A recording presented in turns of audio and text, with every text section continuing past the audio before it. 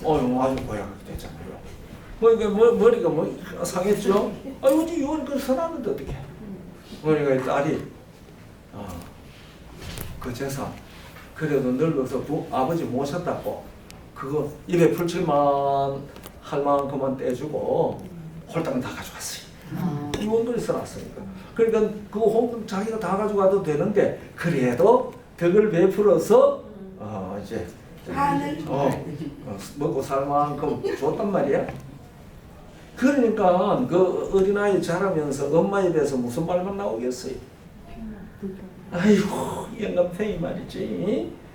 아이가 조금만 말해도 쥐어박으면서 그렇잖아요. 야 이거 사. 그리고 이제 아버지 흉을 막 하면서 그러잖아요. 그러니까 이 아이가 자라면서 들은 소리는 뭐밖에 없어요. 아버지 나쁘고 원망하는 엄마가 아버지 원망하는 소리. 나한테는 뭐 이런 소리 하더니 뭐 이제 그 아버지가 죽기 전에 하던 얘기들 다 막 소문했단 말이에요. 이 아이가 이제 자라면서 서당에도 가고 그랬거든. 그래가지고 나이가 20살 가까이 돼가면서 엄마가 하던 소리를 막 생각해보고 뭐 70세인데 비오잖아? 뭐 그러더니 그러니까 이상하잖아요. 서당에 가서 배우니까 사람은 죽을 때 하는 말이 정직하고 새는 죽을 때 내는 소리가 슬프고 그러잖아요. 새는 죽을 때 내는 소리가 슬프고 사람은 죽을 때 하는 말이 진실하다. 진짜다. 그런데 어제 아버지가 죽을 때 그렇게 거짓말을 하느냐 그 얘기죠. 그렇게 그래서 틀림없이 무슨 곡절이 있다. 곡절이 있다. 곡절이 있다 그러잖아요. 그 한자말로 곡절이 있다는 말을 저는 쉽게 하는데 필요 곡절이다. 그렇게 얘기하죠. 그래가지고 누님을 찾아간 거예요. 한 번도 안 찾아간 이제 할머니가 된 그 누님을 찾아간 거예요. 그래서 누님하고 네 올 줄 알았다. 저기 올 것이라고 생각하고 있었을 것 아니겠어요? 네 올 줄 알았다. 그래가지고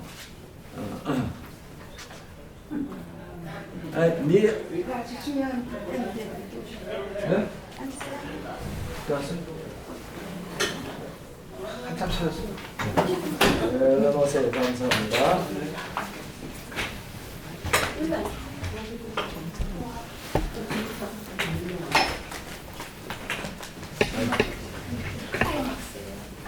끝났어요?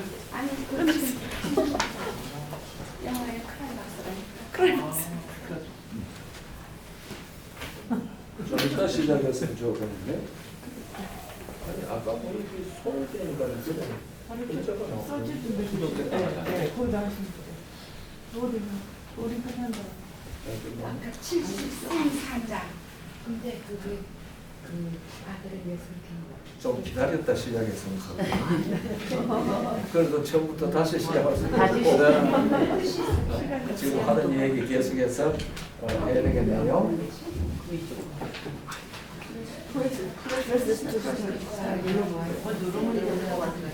뭐 이거 보지 마세요. 알고 있어요.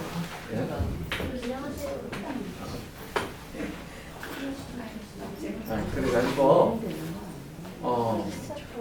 그 아버지 유언장 좀 봅시다. 내 올 줄 알고 유언장 잘 보관해놨지. 이런 날이 있을 줄 알고.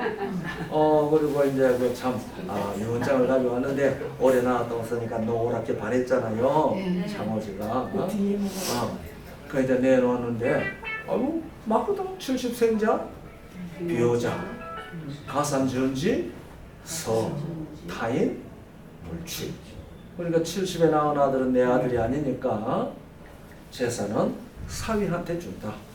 서자가 가산전지 서자가 사위 서자거든. 가산을 사위한테 줘라. 다른 사람은 물취 취하면 안 된다. 말로 하자면은 손대지 말라. 그런 얘기죠. 맞단 말이에요. 알아. 아버지가 이렇게 썼잖아. 네, 알겠습니다. 그러니까 그 유언을 이제 잘 베껴갔어요. 이걸 가지고 이 얘기 제가 지금 하는 얘기는 제가 만든 얘기거든요. 70생자 비호자 가산 전지서 타인 물치 이것은 있는 문장인데 이 문장을 가지고 지금 제가 이 얘기를 성경을 어떻게 읽느냐 하는 것을 쉽게 알도록 하기 위하여 지금 얘기를 지금 만들어 나가는 거예요. 네? 네. 그래서 이것은 어디든지 글이 나오면은 혹시 어디 이런 글이 나오거든. 이건 김명호 목사가 만든 글이다 하는 거 아시면 돼요. 응? 그래가지고 내가 처음에 이 얘기할 때에 변호사한테 갔다 하고 이 얘기를 했는데 가만히 생각을 하니까 변호사보다 원님이 더 좋을 것 같아요. 옛날이니까. 그래서 이제 그걸 가지고 원님한테 갔어요. 원님한테 가가지고서 원님 이거 요새 말하면 민원이야. 이거 좀 해석 좀 해줬으면 좋겠습니다. 원님이 또 읽어보니 얼마나 쉬워요. 70생자 비호자 가산 전지서 타인 물취. 야, 이거 너 서당 다니면서 공부 안 했어? 네, 공부했죠. 공부를 했는데, 이걸 모른단 말이냐? 이렇게 쉬운 걸. 70생자 비호자? 70에 낳은 아들은 내 아들이 아니니까 가산은 사위한테 준다. 사위 외에 다른 사람은 그 가산 가져가지 말라. 그런 말이잖아. 예. 그 뜻은 저도 알죠. 그런데 이게 제 선생님께서 유언으로 쓴 글입니다. 그러면서 내가 지금 이 나이가 되도록 자라면서 우리 어머니한테 들은 이야기는 아버지가 세상 떠나기 전에 늘 하는 말이 내 이 재산을 아들한테 상속을 해야 하는데 저 지금 나이 많은 딸이 혹시 해코지하고 해코지하고 이 재산을 지가 다 가져가면 어떨까? 그렇게 가져가지 아니하도록 그렇게 유언을 써야 되겠는데 어떻게 하면은 그런 유언을 쓸까? 그렇게 걱정을 하시면서 써놓은 유언이라고 어머니한테 들었습니다. 그 얘기를 듣고 원님이 아주 똑똑한 원님이에요. 이걸 가만히 읽어보더니 그래? 오, 자네 선친이 참 지혜로우신 분이구만. 자네한테 내가 그 얘기를 듣고 이거 읽어보니까 이것은 아들한테 상속하라는 문장이네. 그러니까 자네 누나 내 데리고 오게. 내가 판결해 줄게.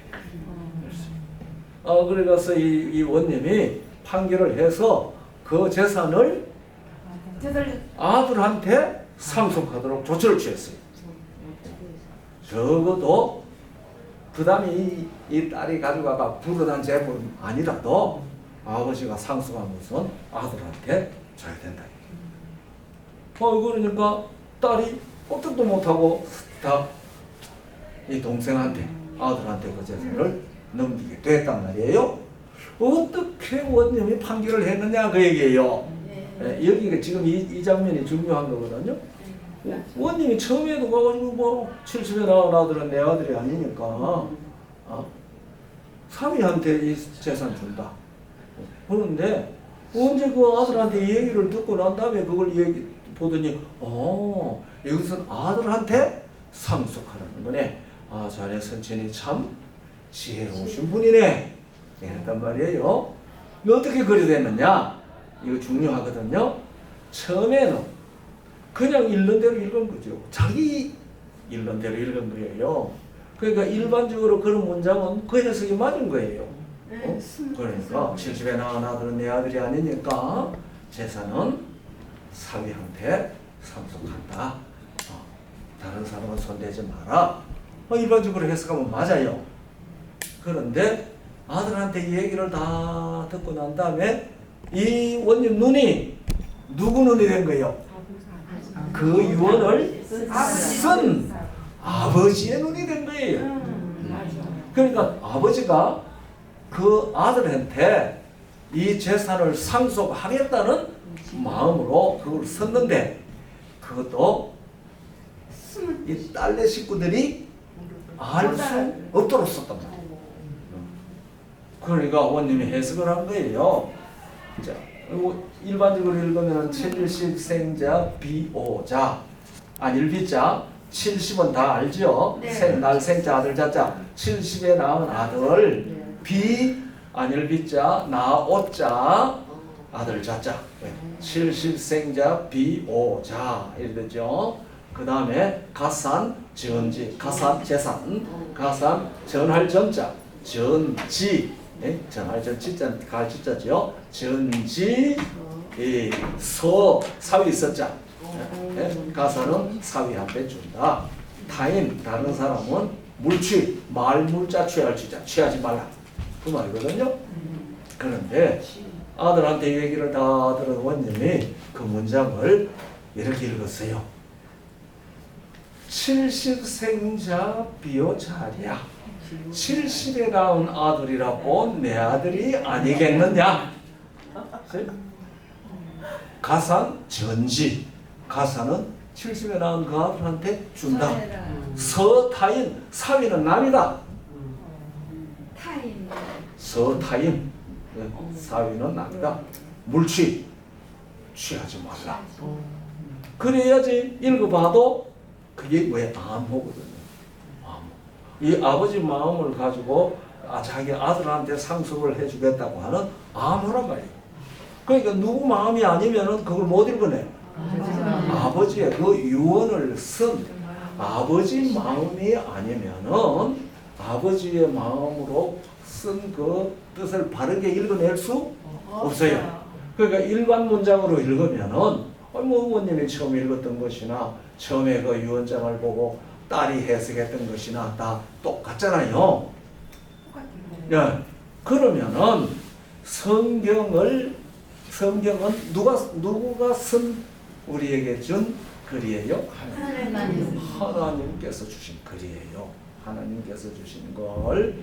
그래서 이 디모데후서 3장 16절에 그렇게 말했어요.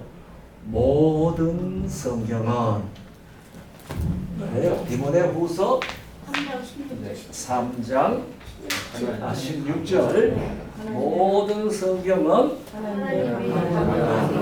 하나님의 무엇으로? 감동으로 된 것으로 되잖아요.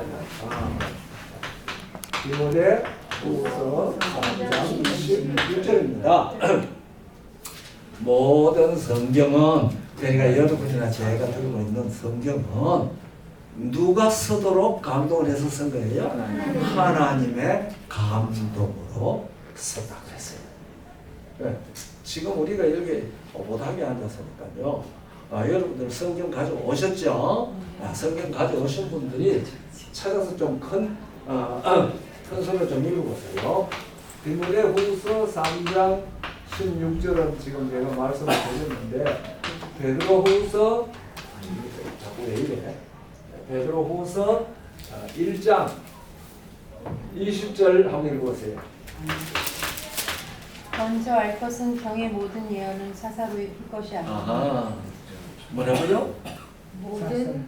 먼저 알 것은 먼저 병의 알 모든 것은. 예언은 그러니까 우리가 먼저 뭐 할 때 성경을 연구할 때에 먼저 알 것은 먼저 알아야 될 게 있어요. 먼저 알 것은 성경의 겸의 모든 예언에는 그 겸 성경이란 말이에요. 성경의 모든 예언은 사사로이 자기 생각대로 풀 것이 아니니 이런 뭐라고 했어요? 예언은 언제든지 사람의 뜻으로 낸 것. 사람의 뜻으로 낸 것이 아니요. 그러니까 성경은 사람의 생각으로 낸 것이 아니에요. 베드로후서 1장 20절입니다. 낸 것이 아니에요. 뭐죠? 오직 성령의 감동을 입은 사람들이 받은 사람들이 누구에게서 받아서 하나님으로부터 받아 말하는 것입니다. 그러니까 우리가 이 성경은 절대로 누구 생각대로 풀면 안 된다. 사람의 생각대로 풀면 안 된다. 그러니까 그 아버지의 유언장은 유언 보는 딸 생각으로 풀면 안 되죠.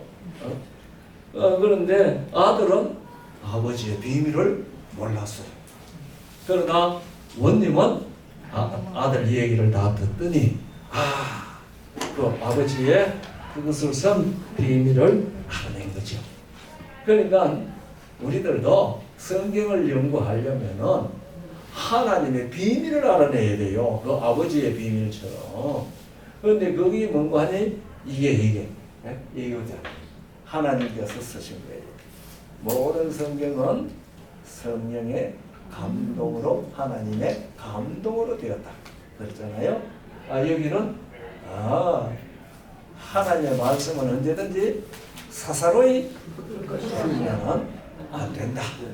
이게 사사로이 풀면은요 난리 나요. 그래서 베드로후서 3장 15절인가 그게 한번 보세요. 15절은 베드로후서 3장입니다. 또 우리 주의 오래 참으시니 아닌데요. 16절입니다. 또 그 모든 편지에도 이런 일에 관하여 말하였으되 그 중에 알기 어려운 것이 더러 있으니 무식한 자들과 굳세지 못한 자들이 다른 성경과 같이 그것도 억지로 풀려다가 스스로 멸망을 그렇죠. 그러니까 베드로후서 3장 16절입니다. 16절을 보니까 이 성경은 어떻게 풀지 말라고? 억지로 풀지 말라고. 억지로. 사람의 생각으로 억지로 풀려고 하지 마라. 그렇게 하면 어떻게 돼요? 멸망해. 그러니까 이 성경은 우리 멸망하라고 준 책이 아니거든요. 우리로 하여금 뭐 하라고 준 책인데 영생을 멸망치 말고 영생을 얻도록 하기 위하여 준 책인데 어떻게 풀면? 억지로 풀면. 거기에 억지로 풀면 그렇게 얘기를 했는데 이 억지로 푼다는 말이요. 교묘하게 풀면 그런 뜻이 있습니다. 네, 그러니까 교묘하게 이게 이 원문이 얘기 안 들어도 괜찮겠죠. 스트레블로우라는 말인데 이거 뭐 필요 없어요. 하여튼 억지로 푼다는 말이 교묘하게 푼다 그런 뜻입니다. 그런데요 우리가 이 성경 연구를 할 때에는요 누가 역사해요? 성령께서 역사를 하셔요. 성령만 역사할까요? 악령도 역사를 해요. 그러니까 우리는 이게 성령의 역사인지 악령의 역사인지 우리가 성경을 연구할 때 그걸 쉽게 분별하기도 잘 못하잖아요.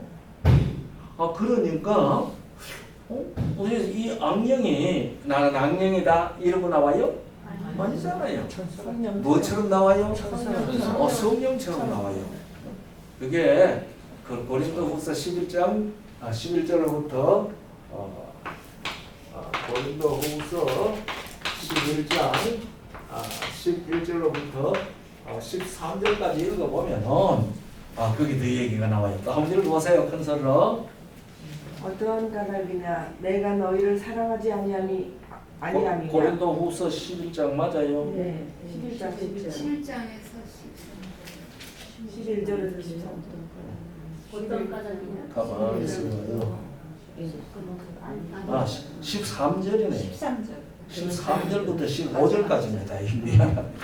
13절로부터 15절까지. 예. 그런 사람들은 거짓 사도요 속이는 일꾼이니 자기를 그리스도의 사도로 가장하는 자들이니라. 이것은 이상한 일이 아니니라. 사탄도 자기를 광명의 천사로 가장하더니 사탄도 뭐처럼 가장해요? 광명한 천사처럼 가장해요. 그러니까 사탄이 광명한 천사처럼 탁 나타나면은 이게 진짜 천사인지 사탄인지 우리가 분별하기가 힘들잖아요. 예수님도 40일 금식하고 난 다음에 누가 찾아왔어요? 사람이 마귀가 찾아왔잖아요.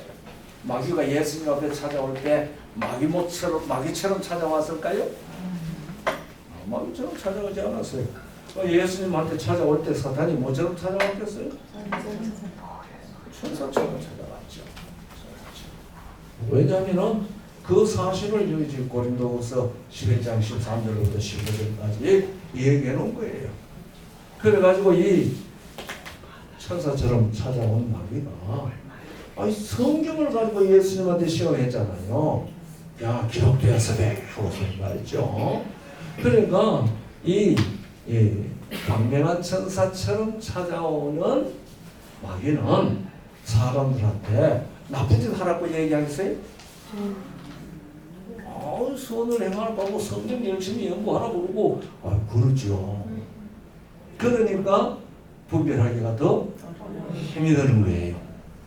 우리 재림교회에서는 무슨 연구를 많이 하는 거 하면 역사 예언 연구 많이 해요. 그래서 다니엘서 연구하고 계시록 연구하고 그래서 성경에 예언된 대로 세상 역사가 이와 같이 잘 이루어졌다 그 얘기 하잖아요.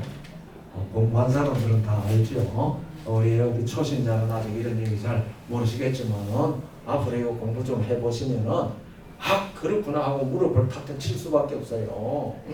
그런데 그 얘기뿐만 아니에요. 예수님께서 앞으로 마태복음 24장에 4절로부터 쫙 읽어 나가 보면은 누구를 조심하라고 그랬어요? 사람에게 미혹되지 않도록 조심하라고 했어요. 사람에게 미혹되지 않도록 조심하라고 얘기를 하면서 누가 와서 거짓 선지자와 거짓 그리스도가 왔어. 왜? 사람을 미혹할 것이라고 그랬잖아요. 공자님이 내가 죽고 나면은 거짓 공자가 와가지고 너희한테 이런 교육을 시킬 것이다. 마호메트가 내가 죽고 난 다음에 가짜 마호메트가 와가지고 너희들을 이렇게 할 것이다. 그런 얘기 한 일이 있어요?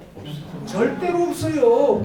석가모니가 죽고 난 다음에 내가 죽으면은 가짜 석가모니가 와가지고 너희들을 이렇게 할 것이다. 그런 얘기 한 일이 없어요.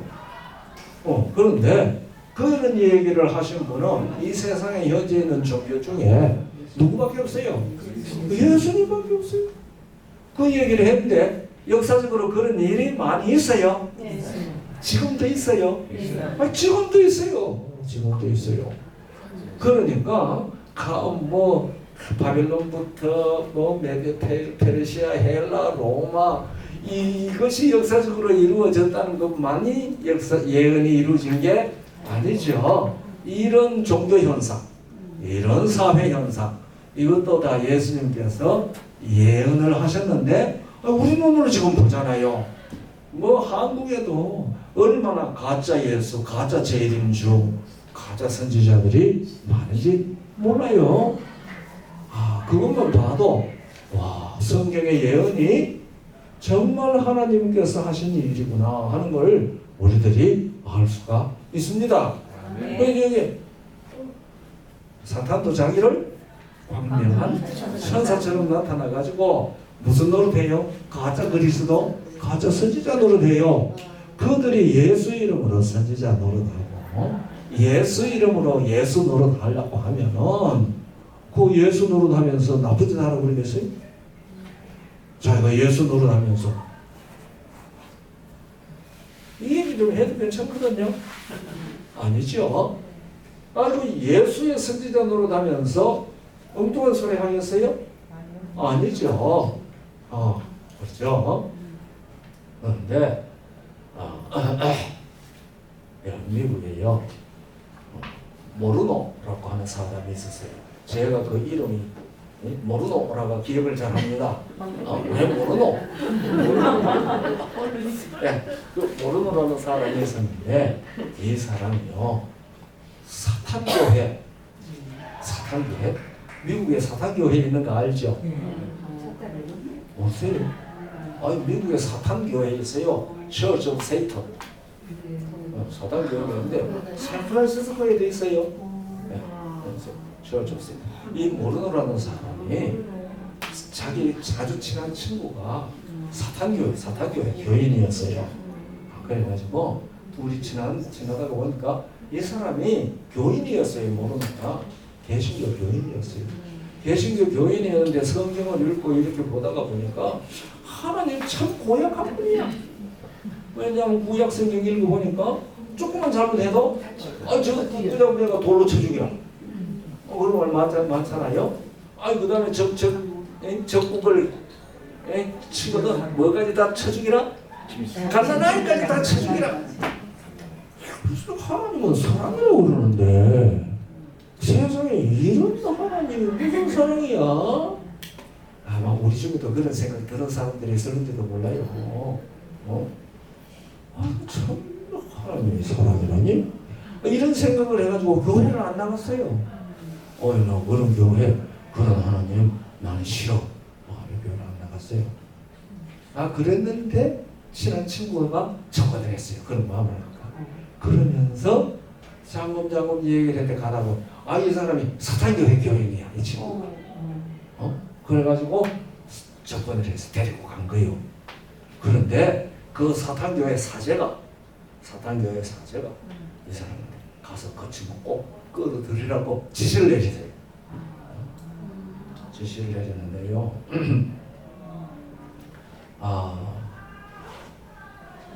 그 사람 사정을 다 알아요.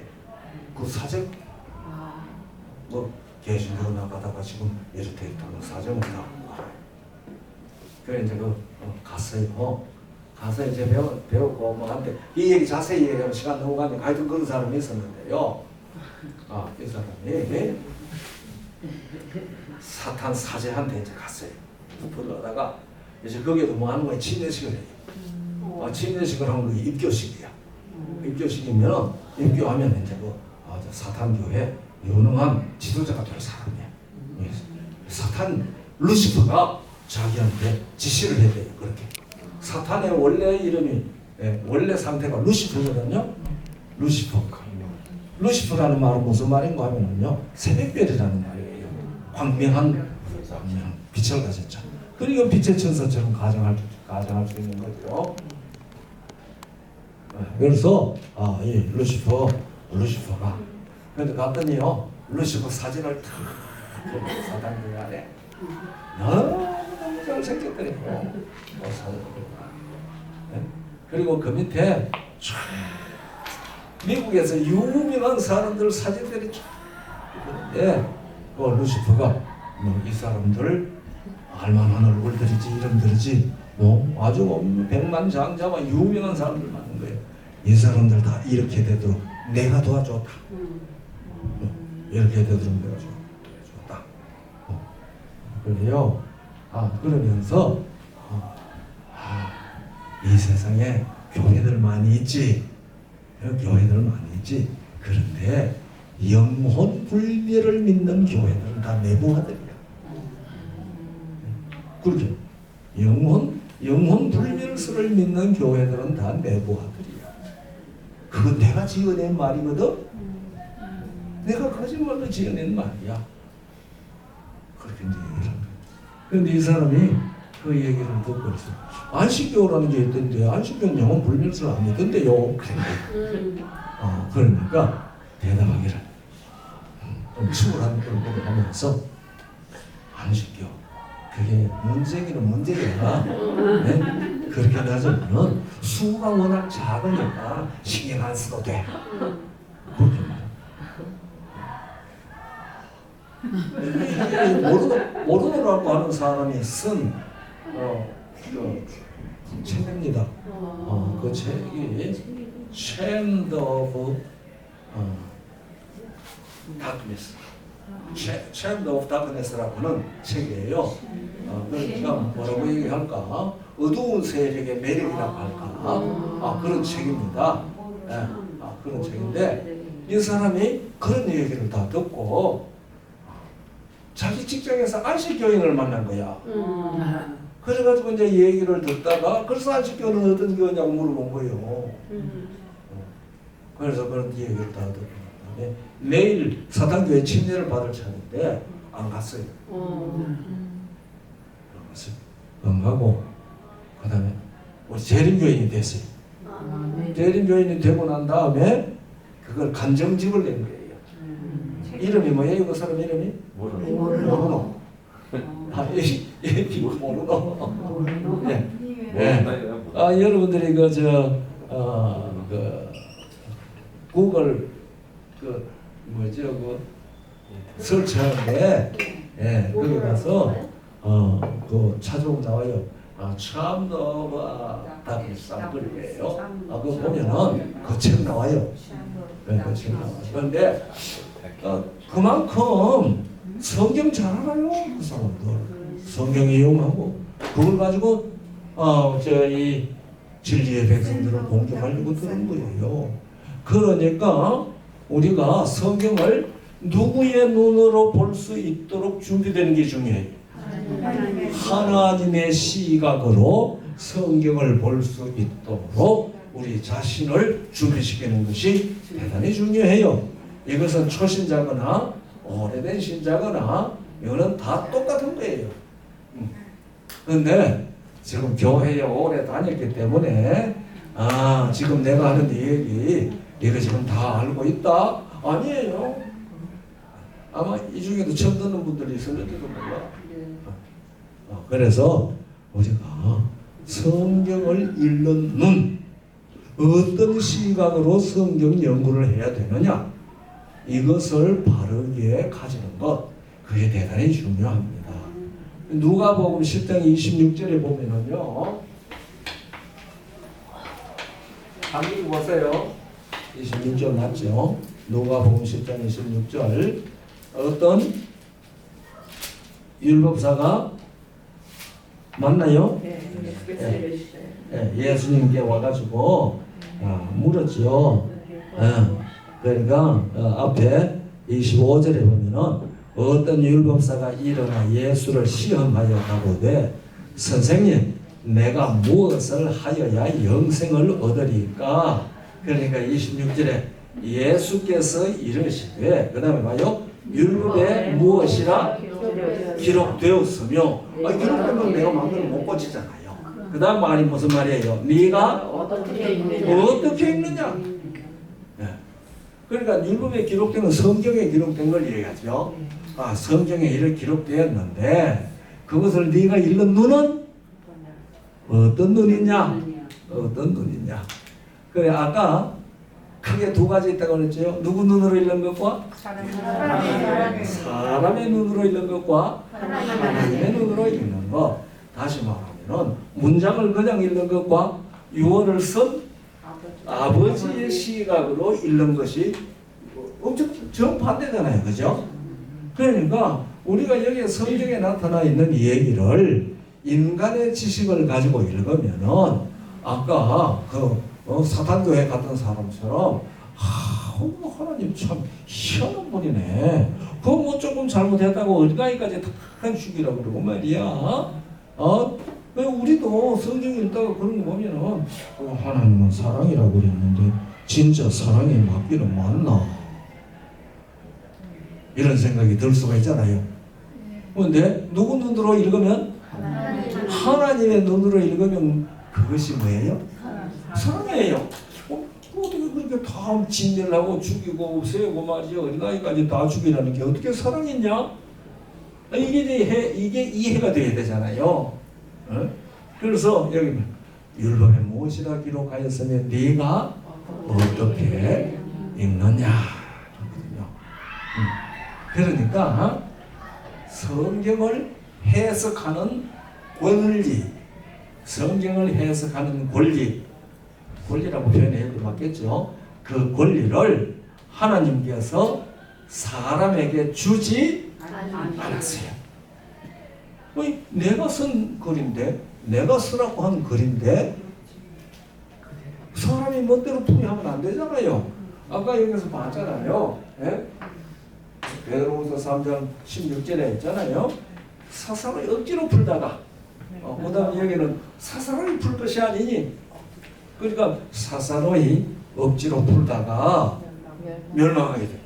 생명을 얻으라고 준 하나님의 말씀이 읽는 사람들이 어떻게 읽느냐? 읽는 사람이 잘못 읽음으로 말미암아 그것이 무슨 글이 될 수 있어요? 멸망을 시키는, 멸망으로 나아갈 수가 있단 말이에요. 그러니까 우리가 성경을 어떻게 읽고 어떻게 배우는가 하는 일은 대단히 중요한 일입니다. 이거는 예수를 믿는 도리의 핵심적인 얘기입니다. 핵심적인 이 얘기면서 기초적인 얘기입니다. 오늘 우리 제가 이 시간을 부탁을 하길래 여러분 책 갖고 있어요. 이거 예. 뭐지? 책 제목이 서부야인이야? 거기 28페이지에 보면은요. 그래서 28페이지에 보면은 내가 강의하는 강의 제목이 적혀 있어요. 여기 오늘 성경은 어떻게 읽어야 되느냐?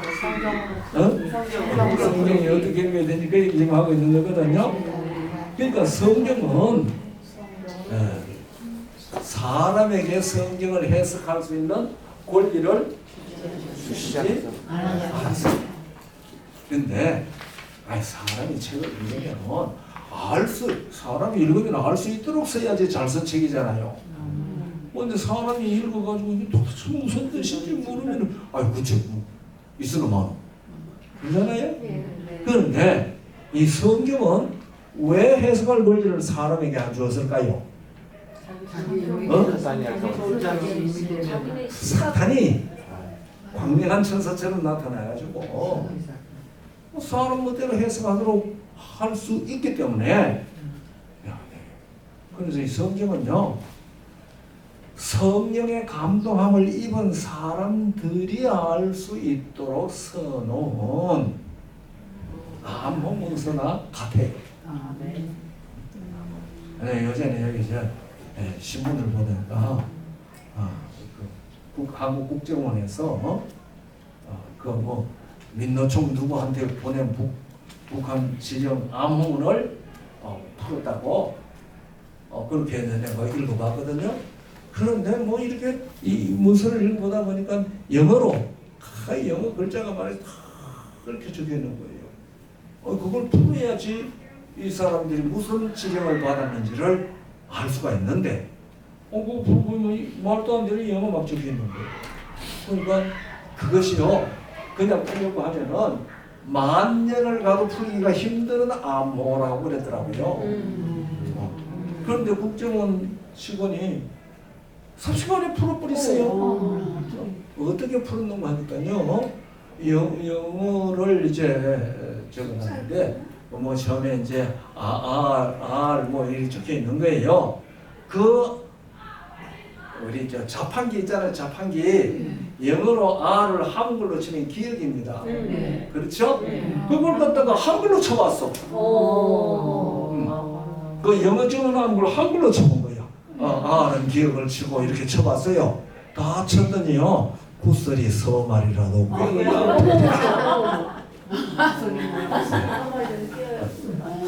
그걸 갖다가 영어로 진짜 다 적어놓은 거예요. 그러니까 그 영어를 가지고 풀려고 하면 만 년이 가도 못 푸는 거래.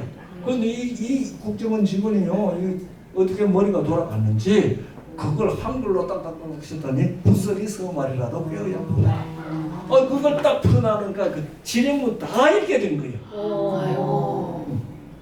그러니까 여러분 오늘 저한테 참 성령께서 우리에게 들려주시는 이 말씀을 바르게 깨달으면요 성경의 비밀을 다 알 수 있어요.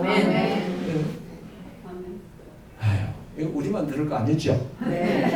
좀 다 와서 들었으면 좋겠죠? 맞아요. 그렇죠. 그러니까 자 성경은 사람에게 도리를 맡긴 게 아니거든요. 창세기 40장 8절에 그 말씀이 있어요. 창세기 40장 8절에 그 말씀이 있어요. 그 창세기 40장 8절에는 무슨 얘기가 있는 거냐면 요셉이 감옥에 갇혀 있었잖아요.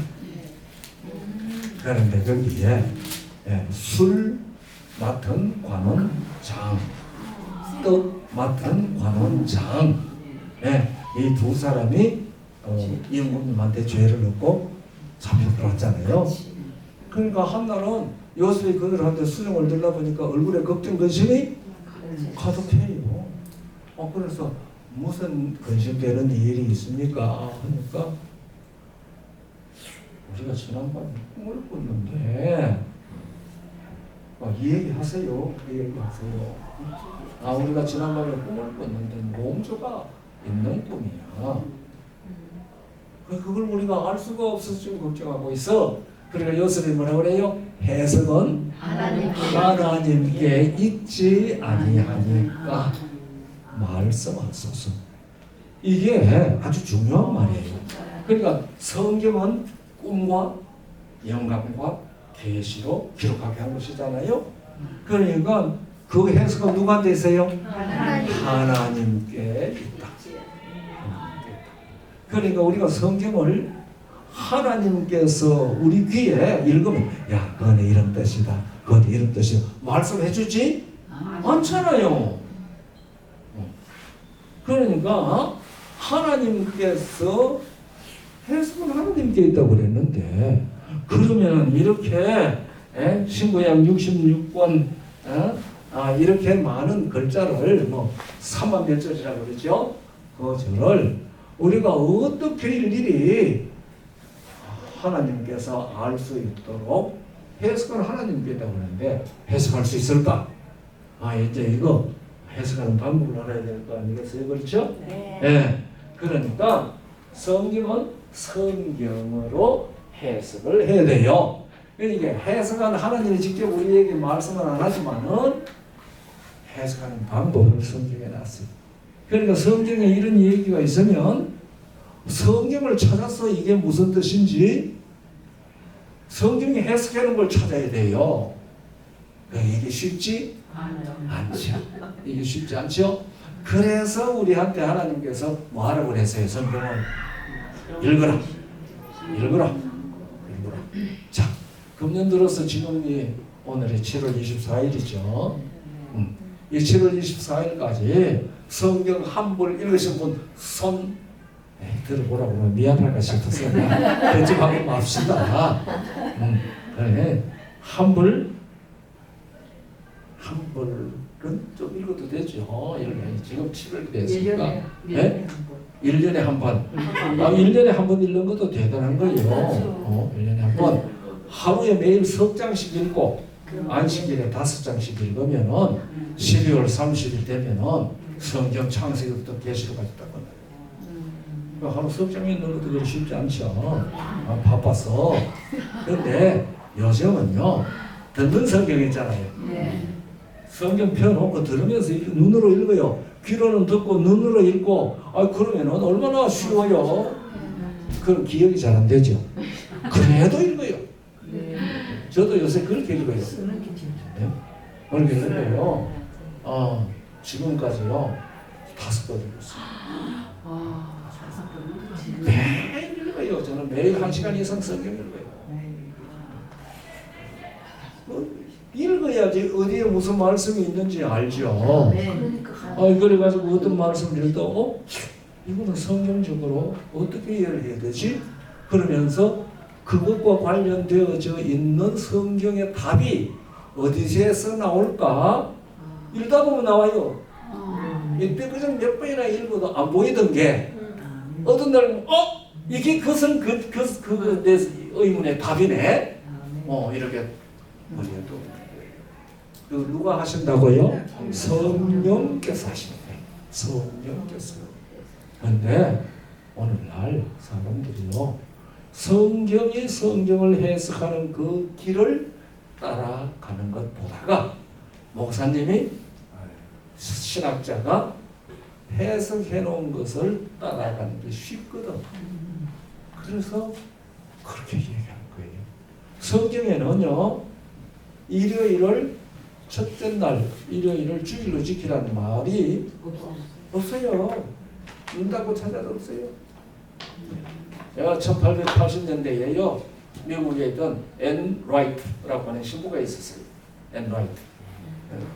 그 신부가 광고를 했어요.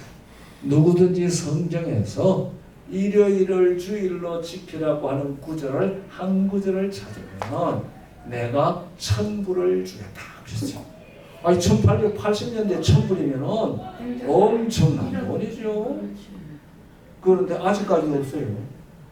아직까지도 일요일을 주일로 지키라고 하는 그것을 찾아낸 사람이 아직도 없어요. 그 말은 성경에 그 말이 있단 말이지 없단 말이지. 없어요. 그런데 왜 그거 지켜요?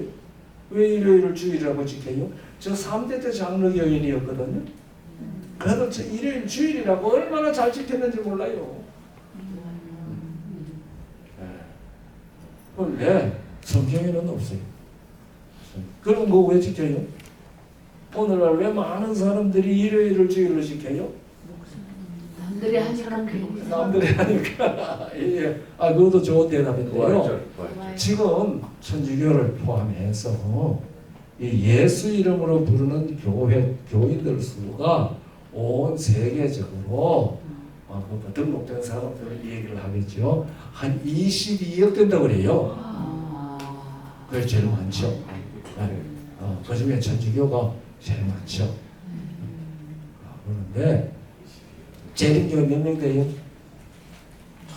2천만. 온 세계적으로 이름 농명된 사람만 2천만 명이에요. 아니 22억에 2천만 얼마나 돼요? 몇 분지? 그런데 그 많은 사람들이 다 일요일을 주일이라고 하고 성일이라고 하고 다 지키잖아요. 성경이 없어요. 그런데 사람들이 그걸 아까 교묘하게 억지로 풀이가지고 이게 말이야 예수님 부활한 다음에는 이 부활하신 날이 주일이야 이런 식으로 막 갖다 붙여요. 뭐 요한계시록 1장 10절도 갖다 붙이고 주의 날에 이 일요일이다 이런 식으로 갖다 붙이는데 그거 전부 다 무슨 눈으로? 사람의 눈으로, 자기 눈으로, 신학자들이 해석한 눈으로 그렇게 보는 거예요. 그러니까 성경이 성경을 해석하는 그 방법을 우리가 깨달아야 돼요. 그렇게 하도록 하기 위하여 성령을 우리에게 보내시겠다고 예수님 말씀하셨어요. 요한복음 16장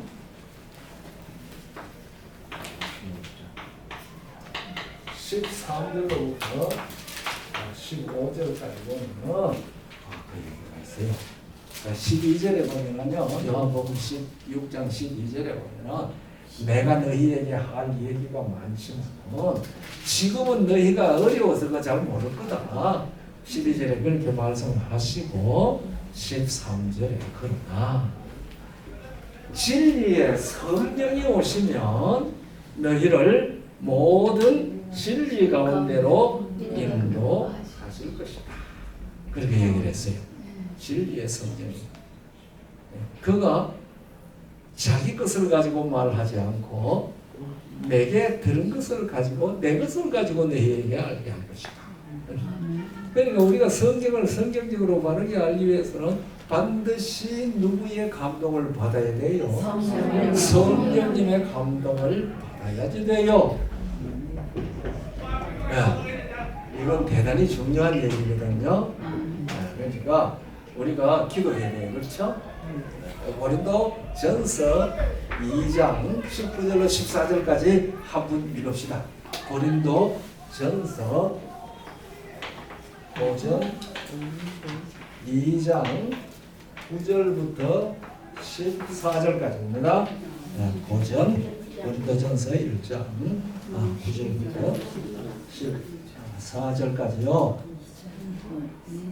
고전 2장 9절부터. 자, 우리 같이 좀 성경 있는 분들 이 스마트폰에 성경 있는 분들 다 펴세요. 오늘도 아까 누가 하듯이 제가 홀수절 읽을게. 여러분들은 짝수절 읽으세요. 저는 개역 한글판을 읽고 있는데 여러분들은 개정판을 아마 대부분 가지고 있을 것이라고 생각합니다. 무엇이든지 자기가 가지고 있는 성경을 읽으세요. 기록된 바 하나님이 자기를 사랑하는 자들을 위하여 예비하신 모든 것은 눈으로 보지 못하고 귀로도 듣지 못하고 사람의 마음으로도 생각지 못하였다 함과 같으니라. 10절. 오직 하나님의 성령으로 그것을 예비하셨으니 성령은 모든 것 곧 하나님의 기쁨을 가지고 평안을 가져라. 사람의 사정을 사람의 속에 있는 영 외에는 누가 알리요? 이와 같이 하나님의 사정도 하나님의 영 외에는 아무도 알지 못하느니라. 우리가 세상의 영을 같이 알고 오직 하나님으로 물러났으니 이는 우리로 하여금 하나님께서 우리에게 주신 안전하게 하려 하시리라. 속도 맞추어서 같이 읽어요. 13절 우리가 이것을 말하거니와 사람의 지혜의 가르친 말로 아니하고 오직 성령의 가르친 것으로 하니 신령한 일은 신령한 것으로 분별하느니라. 14절 유대에 속한 사람은 하나님의 성령의 일을 받지 아니하니 이는 이는 미련하게 보이는 깨닫지도 못하나니 이런 일은 반적으로 알지 않고 그렇죠. 그러니까 사람이 이제 가지고 성경을 읽으면 깨달을 수 있다고 그랬어요. 깨닫지도 못해요. 왜 그럴까요? 9절에 그 이유를 설명해 놨잖아요. 왜 깨닫지 못해요? 이 모든 것은 하나님이 자기를 사랑하는 자들을 위하여 예비하신 모든 것은 눈으로 보지 못했고 귀로도 듣지 못하고 사람의 마음으로도 생각지도 못해요. 그걸 사람의 생각으로 어떻게 필요해서 알겠습니까? 네. 이제 시간이 됐으니까 뭐 끝내도 되겠죠? 네. 끝내도 되겠는데 그래서 뭐 아까 누가 자매가 질문만 할 마음이 있었는지 손을 버쩍버쩍 들더니 아닙니다. 아니에요? 네. 뭐 질문 시간 하고 싶은 말이 있으면 질문해도 괜찮습니다. 어저께 그 멋진 말씀 하셨잖아요. 지구가 오는데. 지구가 돌아가는데 왜 나이를 먹느냐? 네. 아주 어려운 질문이거든요. 그런데 그건 다음 날 대답할 수 있을 때 하고요. 그래서 지금은 오늘은 성경을 어떻게 읽어야 되느냐? 성경은 성경으로 풀어야 된다. 내가 예를 몇 가지 들어서 더 설명해 드리고 싶지만은 지금 벌써 1시간 20분이나 됐거든요. 그러니까 오늘은 이쯤 하고 내일은 일찍 오세요. 네, 시간이에요. 시간이에요. 금요일까지 계속해서 이 시간입니다. 자, 우리 주님 가르치신 기도, 주기도문 다 같이 한 목소리로 하고 오늘 공부는 끝나도록 하겠습니다. 주기도문 하겠습니다. 하늘에 계신 우리 아버지, 이름이 거룩히 여김을 받으시오. 나라의 나오시는 뜻이 하늘에서 이루어진 것 같이 땅에서도 이루어지리라. 오늘 우리에게 완전한 음식을 주옵시고 우리가 우리에게 죄지은 자를 사하여 주옵같이 우리 죄를 사하여 주옵시고 우리를 시험에 들게 하지 마옵시고 다만 하나님께서 구하옵소서. 나라와 권세와 영광이 아버지께 영원히 있사옵나이다. 아멘. 수고하셨습니다. 감사합니다.